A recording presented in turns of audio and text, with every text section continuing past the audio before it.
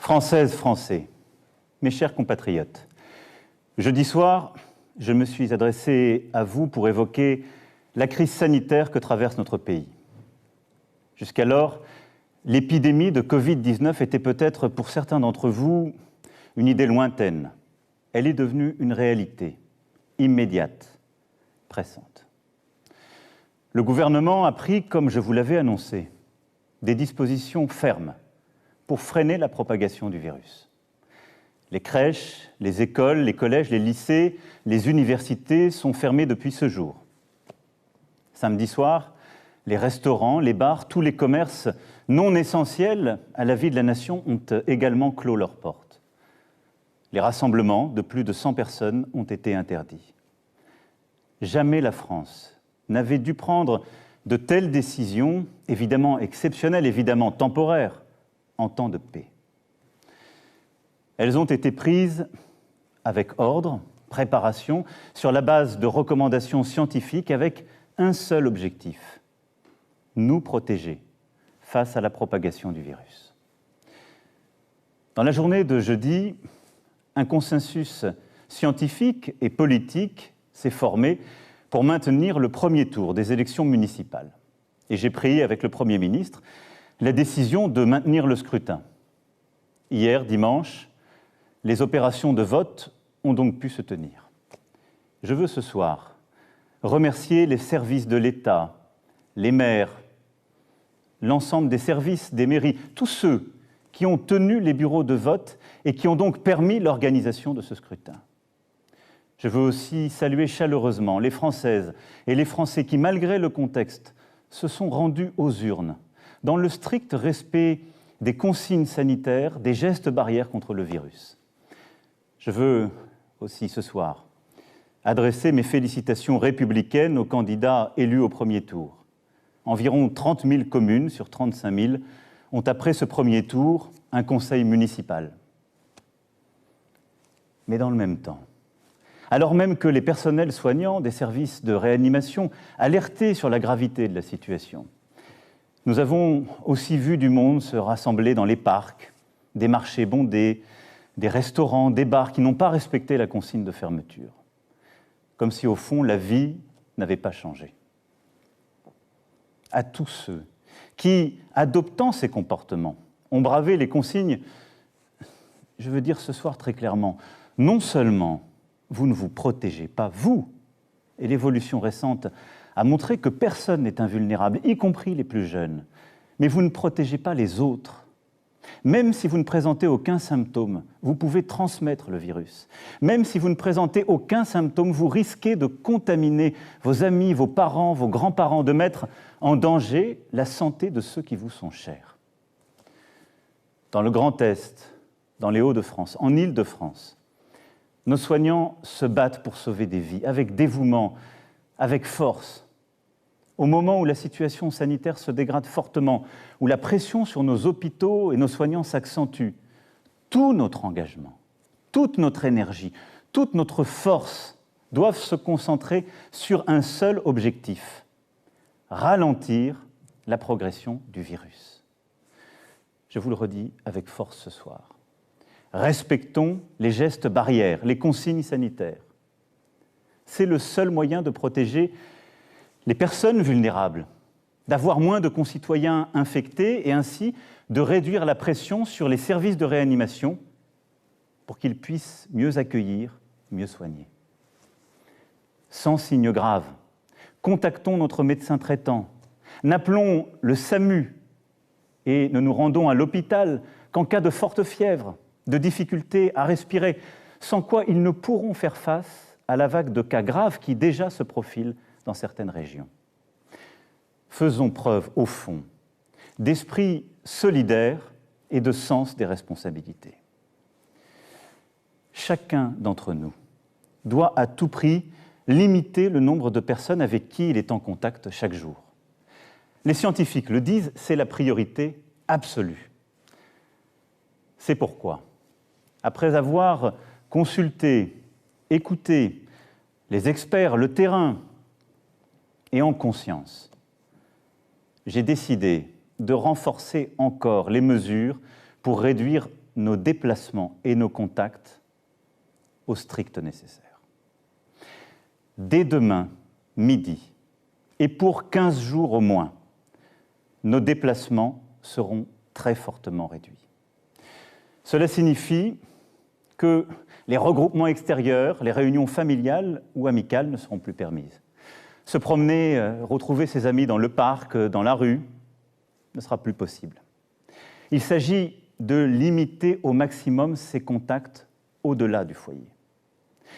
Partout sur le territoire français, en métropole comme outre-mer, seuls doivent demeurer les trajets nécessaires. Nécessaires pour aller faire ses courses, avec de la discipline, et en mettant les distances d'au moins 1 mètre, en ne serrant pas la main, en n'embrassant pas. Les trajets nécessaires pour se soigner, évidemment. Les trajets nécessaires pour aller travailler quand le travail à distance n'est pas possible. Et les trajets nécessaires pour faire un peu d'activité physique, mais sans retrouver, là encore, des amis ou des proches. Toutes les entreprises doivent s'organiser pour faciliter le travail à distance. Et quand cela ne sera pas possible, elles devront adapter dès demain leur organisation pour faire respecter ces gestes barrières contre le virus, c'est-à-dire protéger leurs salariés ou, quand il s'agit d'indépendants, se protéger eux-mêmes. Le gouvernement précisera les modalités de ces nouvelles règles dès ce soir, dès après mon allocution. Toute infraction à ces règles sera sanctionnée. Je vous le dis avec beaucoup de solennité ce soir. Écoutons les soignants qui nous disent « si vous voulez nous aider, il faut rester chez vous et limiter les contacts ». C'est le plus important. Évidemment, ce soir, je pose des règles nouvelles. Nous posons des interdits, il y aura des contrôles. Mais la meilleure règle, c'est celle qu'en tant que citoyen, vous vous appliquez à vous-même. Et une fois encore, j'en appelle à votre sens des responsabilités et de la solidarité.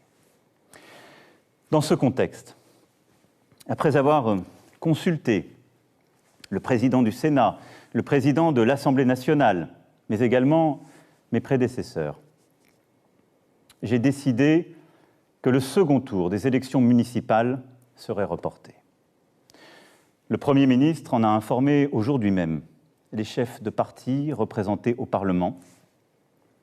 Cette décision a fait l'objet d'un accord unanime. Mes chers compatriotes, je mesure l'impact de toutes ces décisions sur vos vies. Renoncer à voir ses proches, c'est un déchirement. Stopper ses activités quotidiennes, ses habitudes, c'est très difficile. Cela ne doit pas nous empêcher de garder le lien, d'appeler nos proches, de donner des nouvelles, d'organiser aussi les choses avec nos voisins, d'inventer de nouvelles solidarités entre générations, de rester, comme je vous l'ai dit jeudi dernier, profondément solidaires et d'innover là aussi sur ce point. Je sais que je vous demande de rester chez vous. Je vous demande aussi de garder le calme dans ce contexte. J'ai vu ces dernières heures des phénomènes de panique en tous sens. Nous devons tous avoir l'esprit de responsabilité. Il ne faut pas que les fausses informations circulent à tout va. Et en restant chez vous, occupez-vous des proches qui sont dans votre appartement, votre maison. Donnez des nouvelles, prenez des nouvelles. Lisez, retrouvez aussi ce sens de l'essentiel. Je pense que c'est important dans les moments que nous vivons. La culture, l'éducation, le sens des choses est important. Et éviter l'esprit de panique, de croire dans toutes les fausses rumeurs, les demi-experts ou les faux sachants. La parole est claire, l'information est transparente et nous continuerons de la donner. Mais croyez-moi, cet effort que je vous demande, je sais qu'il est inédit, mais les circonstances nous y obligent. Nous sommes en guerre sanitaire, certes. Nous ne luttons ni contre une armée, ni contre une autre nation, mais l'ennemi est là, invisible, insaisissable, qui progresse. Et cela requiert notre mobilisation générale. Nous sommes en guerre. Toute l'action du gouvernement et du Parlement doit être désormais tournée vers le combat contre l'épidémie. De jour comme de nuit, rien ne doit nous en divertir. C'est pourquoi j'ai décidé que toutes les réformes en cours seraient suspendues, à commencer par la réforme des retraites. Dès mercredi, en Conseil des ministres, sera présenté un projet de loi permettant au gouvernement de répondre à l'urgence et, lorsque nécessaire, de légiférer par ordonnance dans les domaines relevant strictement de la gestion de crise. Ce projet sera soumis au Parlement dès jeudi. J'ai vu tout à l'heure les présidents de l'Assemblée nationale et du Sénat afin que ces textes soient votés le plus rapidement possible, afin aussi que la vie démocratique et le contrôle du Parlement continuent dans cette période. Je les en remercie et je remercie tous nos parlementaires en cet instant. Nous sommes en guerre. J'appelle tous les acteurs politiques, économiques, sociaux, associatifs, tous les Français, à s'inscrire dans cette union nationale qui a permis à notre pays de surmonter tant de crises par le passé. Nous sommes en guerre. Et la nation soutiendra ces enfants qui, personnel soignant, en ville, à l'hôpital, se trouvent en première ligne dans un combat qui va leur demander énergie, détermination, solidarité. Ils ont des droits sur nous. Nous leur devons évidemment les moyens, la protection. Nous serons là. Nous leur devons des masques, du gel, tout le matériel nécessaire et nous y veillons et y veillerons. Nous avons décidé, avec les scientifiques, de réserver les masques en priorité pour l'hôpital et pour la médecine de ville et de campagne, en particulier les généralistes et les infirmières, désormais en première ligne aussi dans la gestion de la crise. Des masques seront livrés dans les pharmacies dès demain soir, dans les 25 départements les plus touchés, mercredi pour le reste du territoire national. J'ai aussi entendu le message des spécialistes, en particulier les chirurgiens dentistes et beaucoup d'autres. Des solutions seront trouvées avec le ministre de la Santé dans les prochaines heures. Nous devons aussi aux soignants la garde de leurs enfants. Un service minimum de garde est en place depuis ce jour dans les crèches et dans les écoles. Nous leur devons aussi sérénité dans leurs déplacements et repos.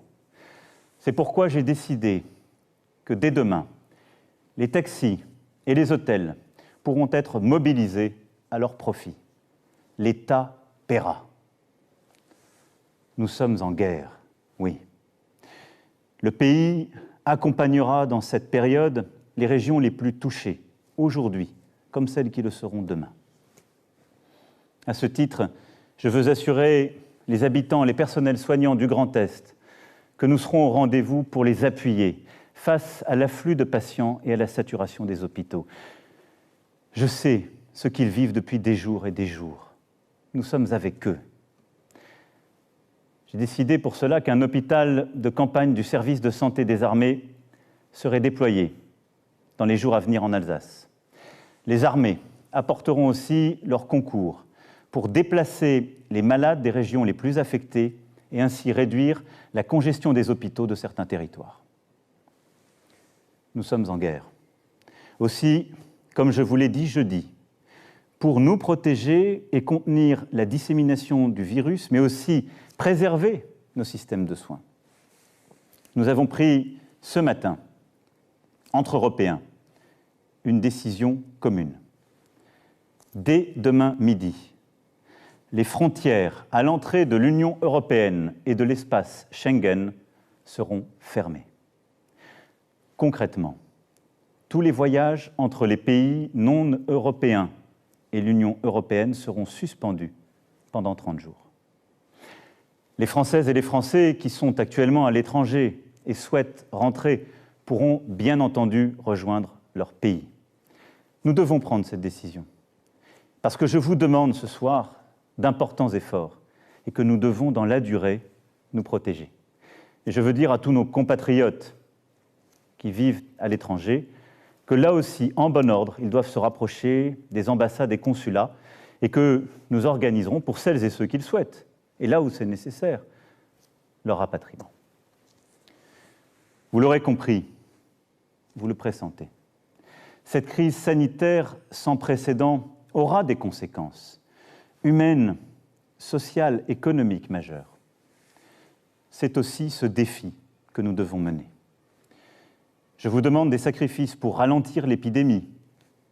Jamais ils ne doivent mettre en cause l'aide aux plus fragiles, la pérennité d'une entreprise, les moyens de subsistance des salariés comme des indépendants.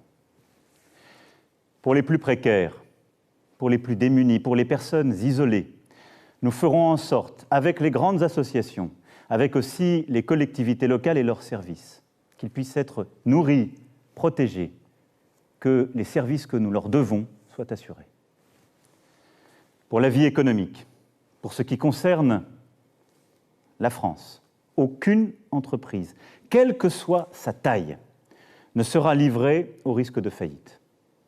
Aucune Française, aucun Français ne sera laissé sans ressources. S'agissant des entreprises, nous mettons en place un dispositif exceptionnel de report de charges fiscales et sociales, de soutien au report d'échéances bancaires et de garantie de l'État à hauteur de 300 milliards d'euros pour tous les prêts bancaires contractés auprès des banques. Pour les plus petites d'entre elles, et tant que la situation durera, celles qui font face à des difficultés n'auront rien à débourser, ni pour les impôts, ni pour les cotisations sociales. Les factures d'eau, de gaz ou d'électricité, ainsi que les loyers, devront être suspendus. En outre, afin que personne ne soit laissé sans ressources, pour les salariés, le dispositif de chômage partiel sera massivement élargi, comme je vous l'avais annoncé jeudi dernier, et comme le gouvernement a commencé à le préciser. Pour les entrepreneurs, commerçants, artisans, un fonds de solidarité sera créé, abondé par l'État, et auquel le Premier ministre proposera aux régions aussi de contribuer. Le gouvernement, dès demain, précisera toutes ces mesures. Elles seront en fonction des besoins, des réalités économiques, des nécessités secteur par secteur, évidemment adaptées. Nous serons au rendez-vous pour que notre économie soit préservée dans cette période si dure et pour que l'ensemble des travailleuses, des travailleurs puissent avoir cette sécurité aussi en termes de pouvoir d'achat, de continuité de leur vie. Mes chers compatriotes, la France vit un moment très difficile. Nul ne peut en prévoir précisément la durée. Et à mesure que les jours suivront les jours, que les problèmes succéderont aux problèmes, il faudra, en lien avec les éclairages donnés par les scientifiques, les expériences de terrain, il faudra nous adapter. Nous allons continuer aussi, pendant cette période, de travailler, de progresser sur les traitements. Et je sais le dévouement de plusieurs équipes partout sur notre territoire, avec des premiers espoirs qui naissent. Et nous continuerons aussi d'avancer sur le vaccin. Régulièrement, je m'adresserai à vous. Je vous dirai à chaque fois, comme je l'ai fait, comme le gouvernement le fait, la vérité sur l'évolution de la situation. J'ai une certitude. Plus nous agirons ensemble, et vite, plus nous surmonterons cette épreuve. Plus nous agirons en citoyens, plus nous ferons preuve de la même force d'âme, de la même abnégation patriote que démontrent aujourd'hui nos personnels soignants, nos sapeurs-pompiers, l'ensemble des acteurs de la sécurité civile. Plus vite, nous sortirons de cette vie au ralenti. Nous y arriverons, mes chers compatriotes, en étant unis, solidaires. Je vous demande d'être responsables tous ensemble et de ne céder à aucune panique, d'accepter ces contraintes, de les porter, de les expliquer, de vous les appliquer à vous-même. Nous les appliquerons tous. Il n'y aura pas de passe-droit. Mais là aussi, de ne céder ni à la panique, ni au désordre. Nous gagnerons. Mais cette période nous aura beaucoup appris. Beaucoup de certitudes, de convictions sont balayées, seront remises en cause. Beaucoup de choses que nous pensions impossibles adviennent. Ne nous laissons pas impressionner. Agissons avec force. Mais retenons cela. Le jour d'après, quand nous aurons gagné, ce ne sera pas un retour au jour d'avant. Nous serons plus forts moralement, nous aurons appris. Et je saurai aussi avec vous en tirer toutes les conséquences. Toutes les conséquences.